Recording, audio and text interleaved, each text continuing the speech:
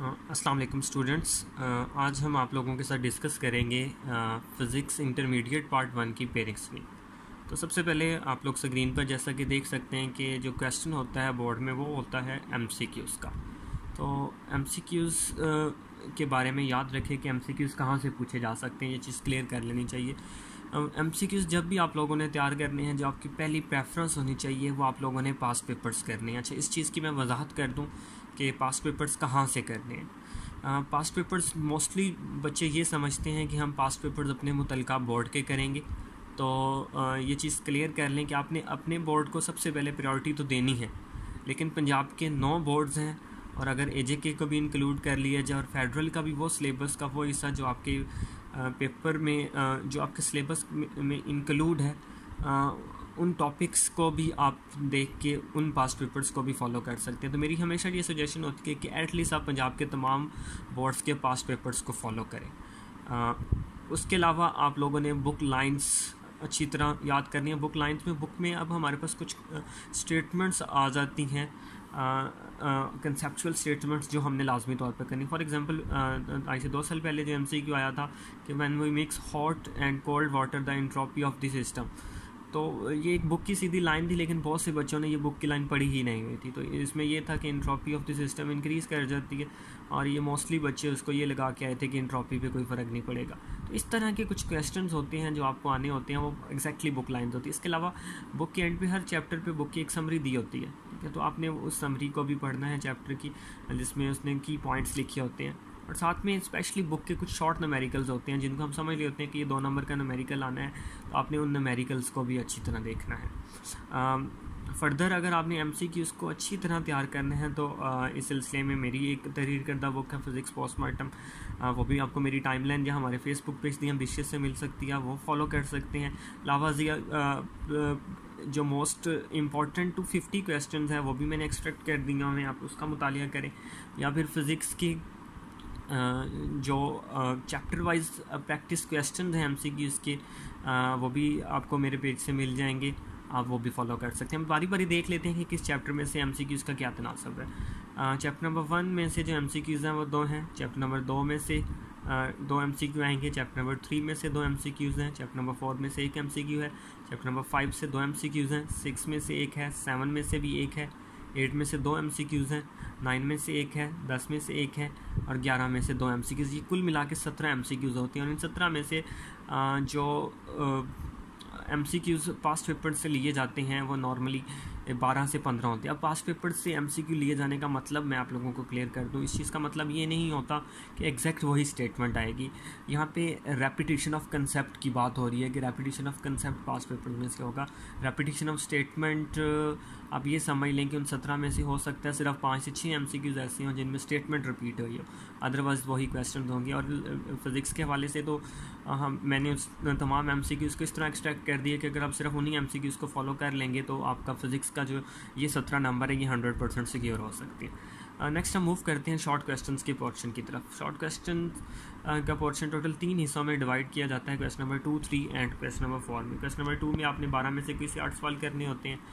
Question number 3 में आपने 12 में से 8 सवाल करने होते हैं। क्वेश्चन नंबर 4 में आपने 9 में से कोई से 6 सवाल करने होते हैं। जो क्वेश्चन नंबर 2 आपका स्पेशली बनता है वो बनता है चैप्टर नंबर 1, 2, 4, 6 एंड 7। ये इस साल तब्दील हुआ है, दोबारा सुन लें। 1, 2, 4, 6 एंड 7 ये 5 चैप्टर्स हैं। इन 5 चैप्टर्स में से आपको कुल 12 शॉर्ट क्वेश्चन पूछे जाने और इनमें से आपने जो अटैम्प्ट करने हैं वो 8 करने हैं। इनमें से सबसे पहला चैप्टर है चैप्टर नंबर 1, उसमें से 4, 2 में से 3। चैप्टर नंबर 4 में से 2 शॉर्ट क्वेश्चन आएंगे। 6 में से सिर्फ 1 शॉर्ट क्वेश्चन आएगा और 7 में से 2 शॉर्ट क्वेश्चन आएंगे।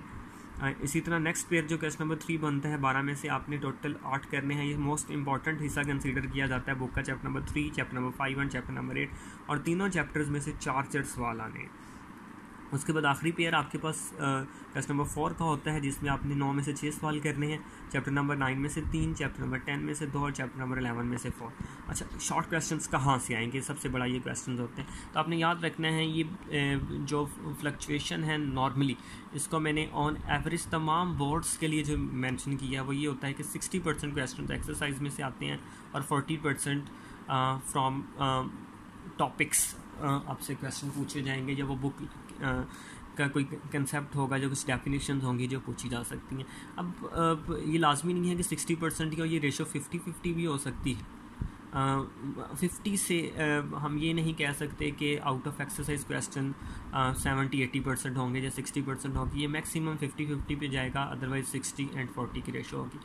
अच्छा, इन शॉर्ट क्वेश्चंस को हमने अटैम्प्ट किस तरह करना है? आपकी बुक को जब भी आपने फॉलो करना है, वो पहली प्रायोरिटी आप लोगों की होनी चाहिए, वो एक्सरसाइज सोल्यूशन आपने अच्छी तरह करना है। बच्चे क्या करते हैं, मार्केट में बहुत सी हैंड बुक्स अवेलेबल हैं, अब बच्चे फॉलो करते हैं उन हैंड बुक्स को, उसमें मोस्टली क्वेश्चंस के जो आंसर हैं वो गलत लिखे होते हैं।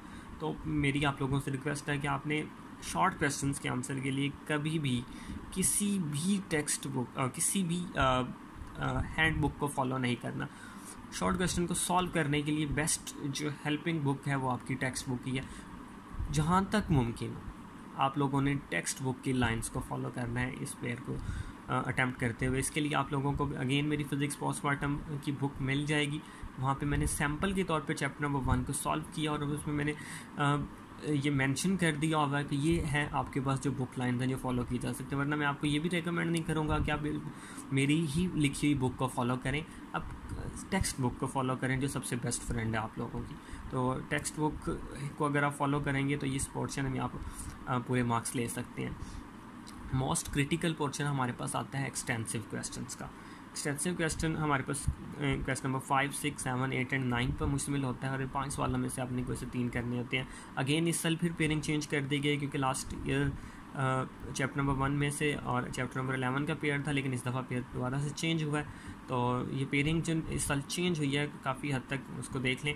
पहला pair question number 5 chapter number 2 and 3 में से है, दूसरा चैप्टर नंबर 6, 4 एंड 8 में से है, क्वेश्चन नंबर 7, 5 एंड 6 में से है, क्वेश्चन नंबर 8, 7 एंड 9 में से है, एंड क्वेश्चन नंबर 9, 10 एंड 11 से। अब जो थ्योरी का क्वेश्चन होगा वो नॉर्मली ए पार्ट होता है, वो 5 मार्क्स का, और न्यूमेरिकल पेपर में बी पार्ट होता है, वो 3 मार्क्स का। अब यहाँ पे जो मेंशन है कि बी पार्ट, फॉर एग्जांपल आप बी पार्ट के साथ क्वेश्चन नंबर 5 में लिखा हुआ है चैप्टर नंबर 3, 6 में चैप्टर 8, 7 में चैप्टर 6, 8 में चैप्टर 9 और 9 में चैप्टर 11 लिखा है, तो बच्चों के माइंड में ये आता है कि यहाँ पे चूँकि बी इन चैप्टर्स के साथ लिखा है तो इनमें से न्यूमेरिकल आएगा, और जिन चैप्टर्स के साथ ए लिखा हुआ इनमें से थ्योरी आएगी। तो ये आपकी बहुत बड़ी मिसकंसेप्शन है, ये आपकी बहुत बड़ी भूल है, गलती है।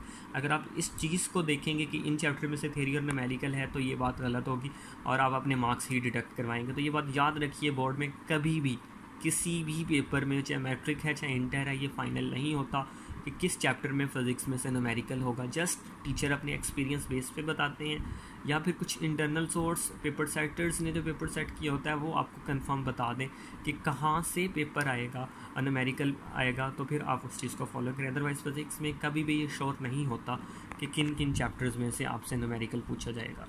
तो ये चीज़ें आप लोगों को 100% क्लियर हो जानी चाहिए कि हमने जो भी 3 पेयर्स अच्छी तरह सेलेक्ट करने हैं, उन दोनों 6 चैप्टर्स जो हमारे बनेंगे उनकी हमने थ्योरी भी करनी है और न्यूमेरिकल भी। अगेन लॉन्ग क्वेश्चन में पेयरिंग इस साल तब्दील हुई है, तो गुज़श्ता बरस की पेयरिंग फॉलो नहीं करनी। क्वेश्चन ये है कि रिपीटर्स या जो इम्प्रूव करने वाले हैं स्टूडेंट्स, वो किस पेयरिंग को फॉलो करेंगे, तो उनके लिए भी न्यू पेयरिंग ही फॉलो होगी, वो किसी किस्म की ओल्ड पेयरिंग फॉलो नहीं करेंगे। सबका पेपर सेम होगा और वो इसी पेयरिंग को ही फॉलो करते हुए अपना पेपर तैयार कर रहे होंगे। अगर आप लोगों के कुछ और क्वेश्चंस हैं तो आप लोगों क्वेश्चंस कमेंट बॉक्स में पूछ सकते हैं। बहुत शुक्रिया।